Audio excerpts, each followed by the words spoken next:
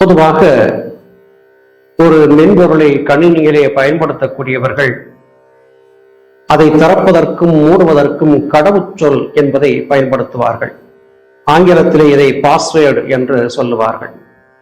ஒரு மென்பொருளின் உள்ளே நுழைவதற்கு கடவுச்சொல்லை கொடுத்தால் கடவுச்சொல் ஏற்கப்பட்டது, திறக்கப்படுகிறது என்கிற செய்தி வரும்.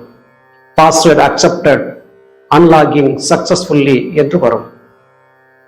இப்படித்தான் நாம் பயன்படுத்தக்கூடிய கணினிகளிலே நாம் பார்க்கிறோம். அதுபோல நம்முடைய ஆழ்மனமும் ஒரு கடவுச்சொல்லால் மூடப்பட்டிருக்கிறது.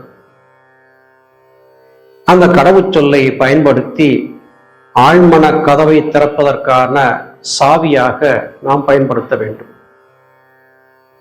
இந்த ஆழ்மன கதவை திறக்கக்கூடிய சாவி என்பது நம்முடைய மனம் மற்றும் சித்தத்தோடு இணைந்து உருவாக்கப்படுகிறது. உலகியல் காரியங்களில் ஈடுபடக்கூடியவர்கள் புலன்கள் வழியாகவே எப்போதும் சஞ்சரித்துக் கொண்டிருக்கிற காரணத்தால் புலன்கள் சார்ந்த இன்ப துன்பங்களே பிரதானமாக இங்கே மாறுகின்றன. நம்முடைய ஆழ்மனம் என்பது ஒரு திறக்க முடியாத பூட்டை கொண்டு பூட்டப்பட்டிருக்கிறது. இந்த பூட்டிற்கான சாவி எல்லா மனங்களுக்கும் ஒரே மாதிரியான சாவியா என்றால் இல்லை.